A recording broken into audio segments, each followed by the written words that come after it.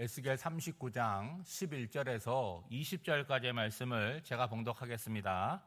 그날에 내가 고글이 하여 이스라엘 땅 곧 바다 동쪽 사람이 통행하는 골짜기를 매장지로 주리니 통행하던 길이 막힐 것이라.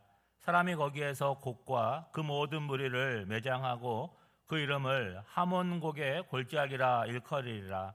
이스라엘 족속이 7달 동안에 그들을 매장하고 그 땅을 정결하게 할 것이라. 그 땅 모든 백성이 그들을 매장하고 그로 말미암아 이름을 얻으리니 이는 나의 영광이 나타나는 날이니라.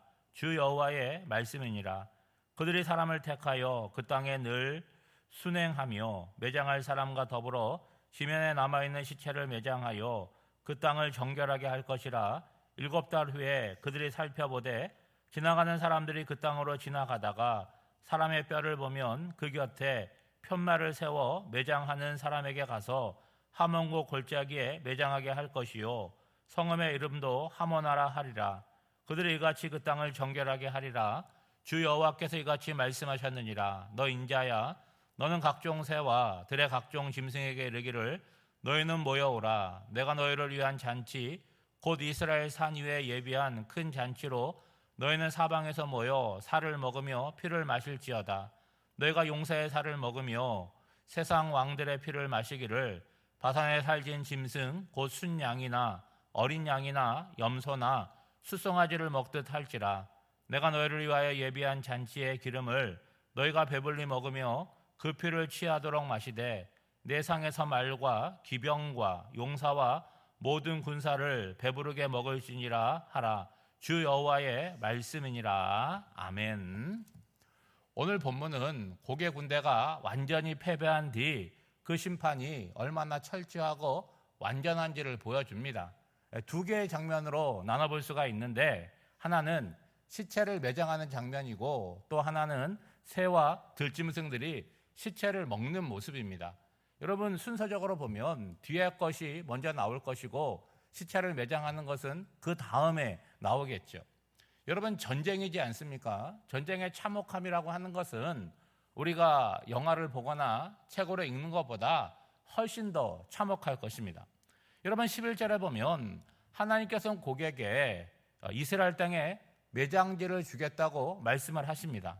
여러분, 곡이 이스라엘을 침공할 때는 뭘 생각하고 왔겠습니까? 승리를 확신했을 것이고 많은 전리품을 얻어갈 것이라고 그렇게 생각하고 왔겠죠. 근데 결국은 그 땅에서 그들이 얻은 것은 무엇입니까? 죽어서 그 한번 묻히는 매장지에 불과했다는 것이죠. 이들에게 주어진 땅은 이스라엘 땅 바다 동편에 있는 골짜기입니다. 이스라엘 백성들이 실제로 거주하는 곳과는 좀 거리가 있는 곳이죠. 그 이유는 시체로 말미암아 그 땅이 더럽혀지지 않기 위함입니다. 그들의 매장지가 된 곳을 하몬곡 골짜기다 그렇게 이름을 붙이는데 하몬이라고 하는 것은 군중, 무리라는 뜻이므로 곡에 큰 군대가 묻혀있는 골짜기다라는 의미가 되겠죠. 여러분, 어제 살펴본 본문에 보면 이들이 죽어서 남긴 무기들을 땔감으로 사용하지 않았습니까? 그 기간이 얼마나 걸렸죠? 7년이라는 세월이 걸렸습니다. 이들이 매장하는 기간도 무려 7달이나 걸렸다는 것, 여러분 이해가 되실 것입니다. 7년, 7개월이라고 하는 숫자는요, 곡의 군대가 얼마나 많았는가 하는 것도 말해주는 동시에 하나님의 심판이 철저하고 완전했음을 강조하는 표현이라고 볼 수가 있겠죠.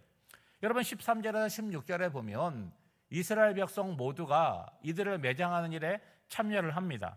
심지어는 전문적으로 시신을 찾아다니는 사람까지 세우게 되죠. 특별히 15절을 말씀해 보면 7개월에 걸쳐서 이 고개 군사들을 다 매장을 합니다. 그것이 끝난 후에도 사람들이 지나가다가 그 군사들의 뼈를 발견하게 되면 거기다 표시를 해놨다가 매장을 전문적으로 하는 사람에게 알려줘서 그 시체를 하몬곡 골짜기로 옮겨서 매장을 하게 합니다. 여러분, 이렇게까지 하는 이유가 뭡니까? 16절 하반절에 보면 그들이 이렇게 그 땅을 정결하게 하리라, 그 땅을 깨끗하고 정결하게 하는 과정이라고 볼 수 있겠죠. 여러분, 구약의 율법적인 배경에서 보면 사람의 시신, 동물의 시신도 마찬가지겠죠. 이건 어떤 것입니까? 부정적인 거예요. 사람이 거기에 접촉을 하면 함께 부정해지는 거죠. 따라서 전쟁 후에 시신을 땅에 방치하게 되면 그 땅이 부정하게 되는 거죠. 그 땅이 부정하게 되면 거기에 살아가는 사람도 어떻게 되겠습니까? 같이 부정하게 되는 거죠. 그러므로 이게 매장하는 것은 단순히 전쟁을 끝나고 사후 조치로 하는 것이 아니라 심판이 끝난 후에 하나님의 백성이 살아가는 땅을 깨끗하고 정결하게 하는 과정이라고 생각할 수 있겠죠. 여러분, 고대 군사들이 죽은 곳은 이스라엘 백성들이 발붙이고 살아가는 삶의 터전이지 않습니까? 그러니까 하나님께서는 당신의 백성들이 살아가는 바로 그 땅을 어떻게 하시는 거예요? 깨끗하게 하는 과정인 것이죠. 여러분, 악을 제거하고 더럽혀진 것을 깨끗하게 하고 다시 회복을 시키는 거죠. 그러기 위해서 뭐 하는 것입니까? 이곳에 전쟁이 있었고 수많은 사람이 죽었다라고 하는 흔적을 제거하는 것입니다. 그래서 무기를 태워서 땔감으로 사용하고 죽은 자들을 하나하나 다 찾아서 한 곳에 매장을 하는 것이죠. 여러분, 성경을 보면요, 어떤 땅에 사람이 살아갑니다. 그러면 그 땅과 그 사람은 별개가 아니라 하나라는 거예요. 사람이 범죄함으로 말미암아 땅이 어떻게 됩니까? 더럽혀지게 된다라고 얘기해서 서로 연결되어 있음을 말하고 있죠. 레위기에 보면 이런 표현이 있습니다. 땅이 있는데 그 땅에 사는 사람들을 삼키기도 하고 토하기도 한다는 거예요. 제가 한 본문만 읽어드리면 레위기 18장 28절에 보면 하나님께서 이스라엘 백성들에게 경고하시는 말씀입니다. 너희도 더럽히면 그 땅이 너희가 있기 전 주민을 토함같이 너희를 토할까 하노라. 여러분, 더러운 이야기지만 뭔가 음식을 먹었는데 우리 안에 머무를 수 없기 때문에 토해내는 거 아니겠습니까? 땅도 그럴 수 있다는 거죠. 우리가 이 땅을 살아나가면서 듣는 말 중에 이런 말 있잖아요. 이거는 하늘도 알고 땅도 알고 있다. 무슨 의미입니까? 신앙이 없는 사람이 이렇게 얘기한다고 한다면 우리의 입장에서는 하나님이 알고 계시다는 의미가 되겠죠. 그러므로 오늘 나의 존재, 내가 살아가는 삶의 자리가 내 기준을 넘어서 하나님 보시기에 깨끗하고 정결함을 갖춰야 되는 거죠. 또 하나의 장면은 아주 강렬합니다. 여러분, 17절에 보면 각종 새와 들짐승을 모아오라고 합니다. 모으는 이유가 뭡니까? 하나님께서 이스라엘 산 위에서 큰 잔치를 베푸신다는 거예요. 이 잔치는 어떤 성격입니까? 전쟁에서 죽은 군대의 시체를 새와 들짐승에게 먹이는 자리라는 거예요. 18절 말씀해 보면 너희가 용사의 살을 먹으며 세상 왕들의 피를 마실 것이다 라고 말하고 있는데 이것은 고대 전쟁의 심판 이미지를 사용하고 있는 것입니다. 그런데 죽은 이 고개 군대를 어떻게 표현하고 있냐면 순양, 어린 양, 염소, 숫송아지처럼 묘사를 하고 있어요. 뭘 얘기하고 있는 거예요? 제사적인 이미지를 내포하고 있는 것이죠. 여러분, 일반적으로 제사에서는 이 짐승들이 희생 제물로 사용이 됩니다. 그런데 오늘 본문에서는 하나님을 대적한 군대가 희생물로 묘사가 되고 있는 거죠. 이 표현은 하나님의 심판이 우연히 일어난 전쟁 가운데 후속 조치로 나타난 것이 아니라 이 사건 자체가 하나님께서 친히 심판하시는 모습임을 강조하고 있는 거죠. 여러분, 앞서서도 말씀드렸지만 고개 군대는 왜 여기에 온 것입니까? 이스라엘을 정복하고 영토를 넓히고 전리품을 차지하려고 왔지만 결과적으로는 어느 자리에 온 거예요? 하나님이 심판하는 자리로 스스로 들어온 거죠.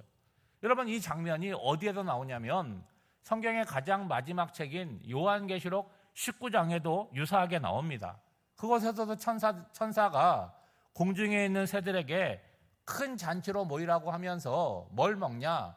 왕과 장군들과 용사의 살을 먹으라고 합니다. 그러니까 에스겔에서 나오는 이미지가 요한계시록에 다시 나타나게 된 거죠. 그래서 오늘 본문은 단순히 이스라엘이 어느 시점에서 어느 나라와 싸워서 승리했다는 이야기가 아닙니다. 궁극적으로 하나님을 대적하는 악의 세력에 대한 최종적인 심판을 말씀하고 있는 것이죠.